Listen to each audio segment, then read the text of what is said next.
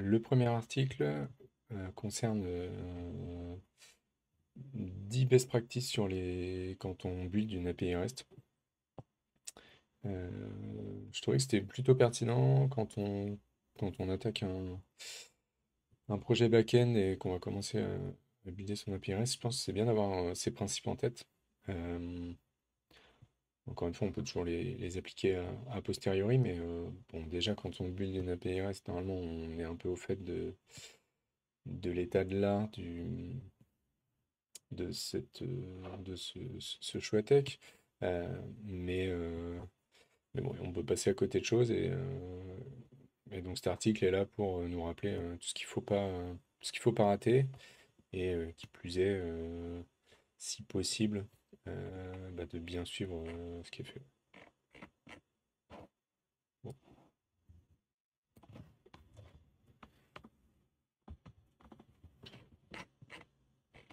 Ok, petit souci avec la souris, c'est revenu. Alors, du coup, le premier renseignement que nous donne cet article, euh, c'est d'utiliser des noms de ressources qui sont pas génériques ni ambigus, mais qui doivent bien correspondre à votre besoin. Et c'est vrai que l'exemple qui est donné, il est excellent parce que on le retrouve souvent, parce que dans la plupart des cours ou des docs REST qu'on trouve, on a toujours le users qui revient. Et donc du coup, j'ai l'impression que tout le temps, on se dit, bon, bah moi aussi, il me faut mon users. Et donc on crée le users. Et c'est pas toujours vraiment un users. C'est peut-être plus un client, un customers. Bref, des fois, ça, c'est pas tout à fait ce qu'on veut dire. Donc en tout cas, se poser la question que notre source euh, est le bon nommage, c'est hyper important parce que ça va vous suivre tout le projet. Et si vous et donc déjà, ça va être compliqué à changer au fil du temps parce que alors, si votre API REST n'est pas encore release ou pas encore en prod, vous avez la chance de ne pas gérer de rétrocompatibilité. Donc vous pouvez faire des modifs assez rapidement, assez simplement. Par contre, dès lors que votre API va être en production et vous avez des soucis de rétrocompatibilité, donc la rétrocompatibilité, c'est juste que vous avez mis votre API en production, vous avez déjà des clients qui l'utilisent, et donc pour eux, le chemin slash API slash users, euh, c'est quelque chose d'acquis pour eux, et ils n'ont pas envie de redévelopper, enfin de modifier chez eux ce chemin en slash API slash customers par exemple. Parce que sinon, ça veut dire que tous les 4 matins, ils vont devoir réimplémenter leur intégration de votre API. Ça leur demande du temps, de l'argent, des tests. Donc, c'est des choses qu'ils ne veulent pas faire. Et en général, c'est pour ça aussi qu'on délivre des API.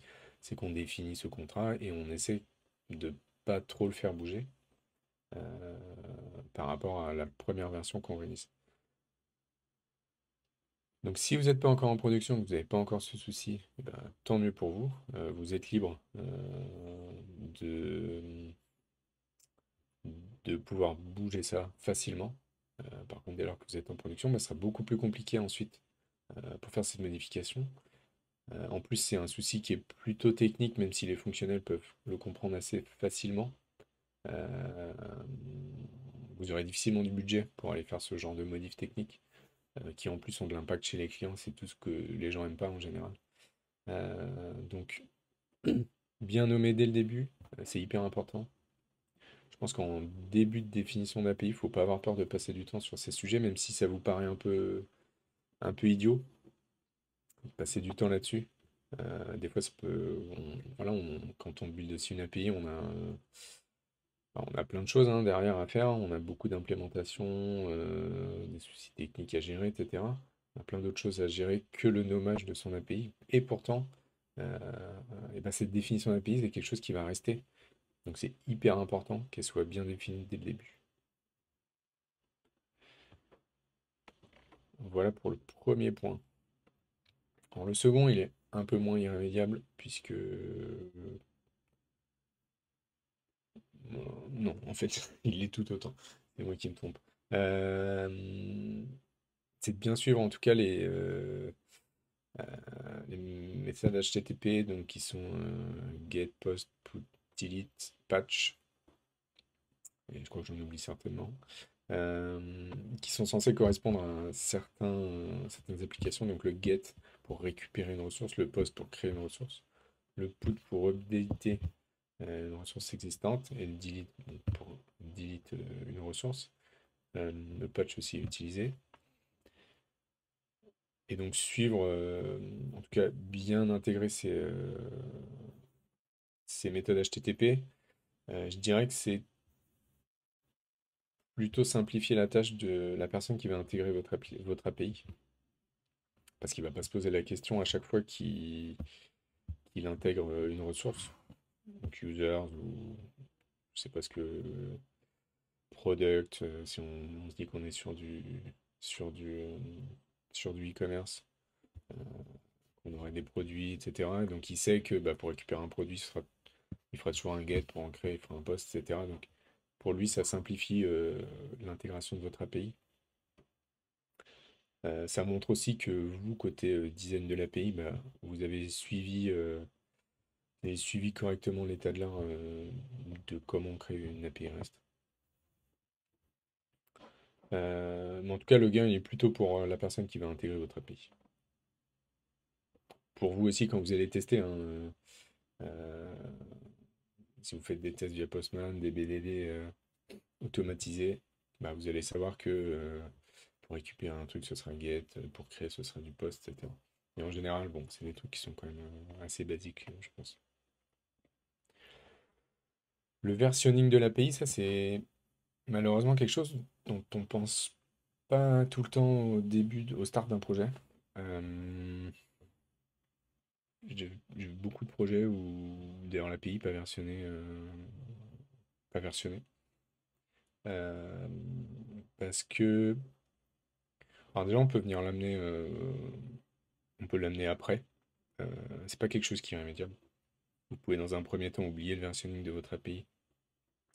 Et le jour où vous avez beaucoup de breaking change sur votre API, vous pouvez dire, bon ok, à partir de maintenant, ce sera plus API slash MyResource, ça sera API slash V2 slash MyResource. De toute façon, le client qui va intégrer votre API va avoir du dev à faire pour intégrer votre nouvelle version.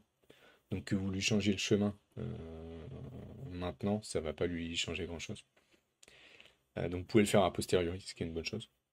Euh, mais c'est mieux d'y penser dès le début et d'avoir une stratégie de versionning dès le début parce que on se dit pas un jour tiens faut qu'on versionne notre API, enfin c'est rare en tout cas qu'on arrive un jour et qu'on se dise tiens faut que je versionne mon API.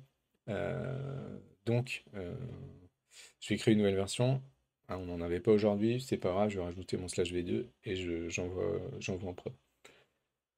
C'est rarement aussi simple que ça, parce qu'en général, quand on fait une nouvelle version, c'est que déjà on a défini le quand est-ce que je livre une nouvelle version de mon API.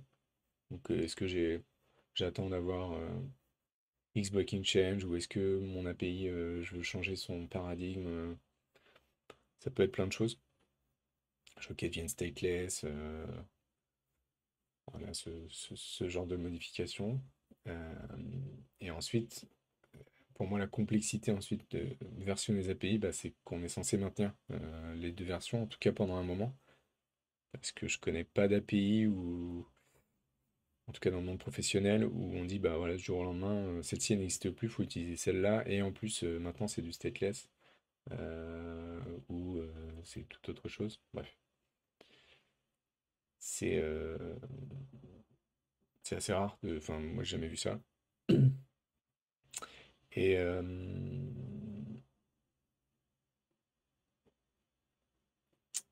et donc versionner son API, c'est quelque chose qu'il faut penser très rapidement et la manière dont on le fait. Donc là, il y a plusieurs propositions qui sont faites dans le PaaS, dans le Query Param. Query Param, ça me paraît un peu étrange, mais pourquoi pas. Le header, ça peut être. Moi, j'ai souvent vu plutôt le header ou le pass. Le content negotiation, je le recommanderais pas. C'est pas. En fait, sur quoi je me base, c'est. Bon, je pense qu'il faut que ce soit quand même assez. assez visuel, si je puis dire. En tout cas, faut que j'estime que faut que ce soit limpide la version qui est utilisée de notre API. En fait, ça vous aidera pour du debug, ça vous aidera pour les implémentations de vos clients. Euh, Quand vous leur demanderez sur quelle version ils sont, bah, si c'est dans le pass de l'URL, ce sera beaucoup plus évident que si c'est dans le content negotiation par exemple. Pareil pour débugger. Demain, on vous dit, bah tiens, j'ai fait cet appel-là, ça n'a pas marché, alors que normalement ça fonctionne très bien. Bah, si c'est dans le pass, directement, vous saurez de quelle version il s'agit. Et donc, vous pouvez corriger sur la bonne version. Donc, choisissez bien le format de ce versionning en prenant en compte aussi ce genre de choses. Mais en tout cas, c'est toujours intéressant d'y penser dès le début pour définir bah, donc la manière dont on va versionner, donc quel format on utilise. On définit aussi quand est-ce qu'on va créer une nouvelle version. Parce qu'on va pas créer une nouvelle version à chaque fois qu'on fait une nouvelle fonctionnalité, c'est pas ça l'idée. L'idée là, c'est vraiment qu'on ait une modification d'API, de paradigme d'API, ou qu'on revoie toute notre API. Bref, on a vraiment une modification sur la structure de l'API et pas sur ce qu'on livre forcément. Parce que c'est quand même des. En fait, relivrer une nouvelle version d'API, ça veut dire, en général, ça veut dire que vos clients, il faut qu'ils redéveloppent toute l'intégration de votre API. Donc, c'est pas des petites choses. Les status codes. Alors ça aussi, je pense que pour moi, ça fait partie des choses assez basiques à utiliser, mais c'est important de bien les utiliser. Euh, et on connaît tous une API qui renvoie un 200 par exemple, alors qu'il y a une erreur dans le body. Euh, alors je sais pas comment ces API on arrive à ça, mais, euh, mais de mon point de vue, c'est pas une bonne pratique, c'est pas terrible, ne serait-ce que pour vous, pour faire du monitoring de votre API, bah, si on vous renvoie une 200, mais que dans le body il y a écrit error details, euh, bad gateway, unexpected error, unexpected server, ce que vous voulez, internal server error, euh, ça veut dire que vous pouvez pas baser votre monitoring d'API juste sur le code réponse, ce qui est quand même un peu dommage parce que c'est l'objectif des codes de réponse HTTP. Donc voilà, essayez de bien les suivre. Donc là, on vous liste un certain nombre de codes, mais il y en a beaucoup plus. Notamment dans les 400, c'est assez fourni, dans les 500 aussi. Les 200, j'en connais pas beaucoup, mais s'il y en a il y en a quelques autres, il y a quelques 300 aussi, je crois. Bref, allez faire un tour sur les codes réponses. Après, vous pouvez avoir des erreurs, hein, vous pouvez avoir des 400 au lieu des 404, voilà, des petites erreurs comme ça, mais essayez de suivre en tout cas les fondamentaux.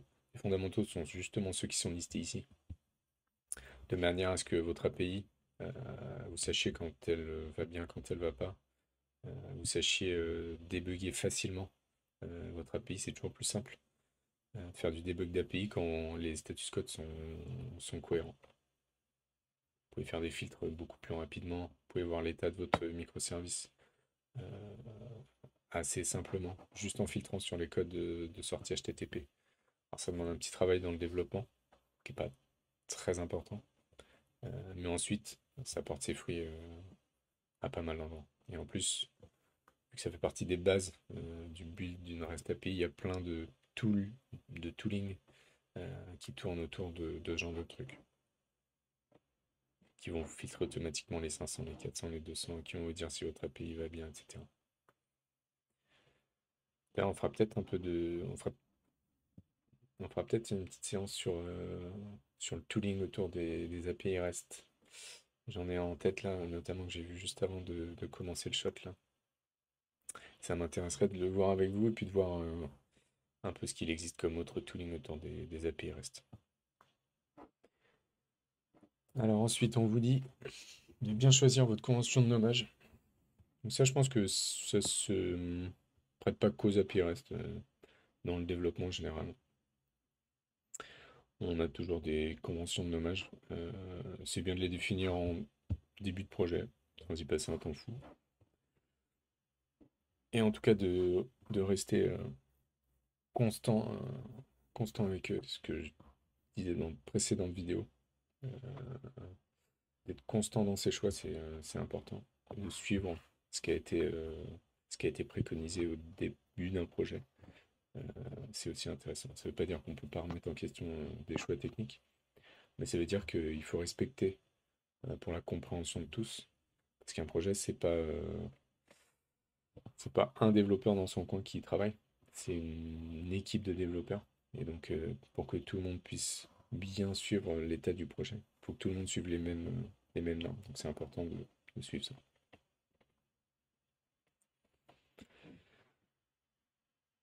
Ensuite, on vous dit d'avoir des messages d'erreur qui sont explicites, en tout cas qui parlent bien. Ça, c'est effectivement important comme avec les codes d'erreur en haut, d'essayer de développer dans votre API un petit truc qui va définir tout ça automatiquement.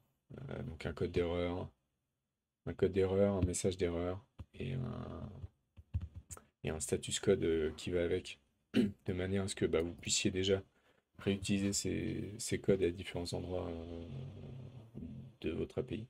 Parce qu'il y a des messages d'erreur que vous allez retrouver à différents endroits.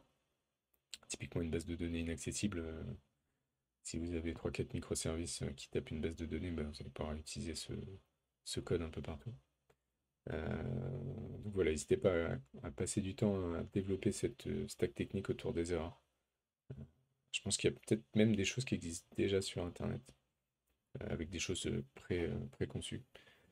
J'inclurais peut-être ça dans le talk sur le tooling, parce que je pense qu'il y a quand même beaucoup de choses qui doivent être faites aujourd'hui autour des API REST. Utiliser les query param pour filtrer, trier et chercher. Enfin, je pense qu'aujourd'hui, ça fait partie un peu des...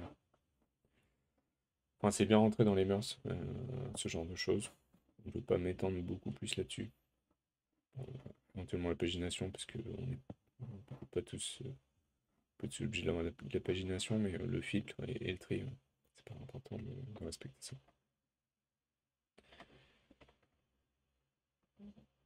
Ensuite, c'est des trucs un peu basiques, je vais passer vite.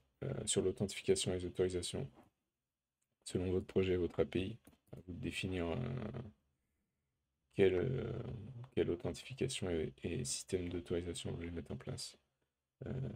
Si on parle de Role-Based Access Control, donc définir des rôles pour des utilisateurs et puis voilà, définir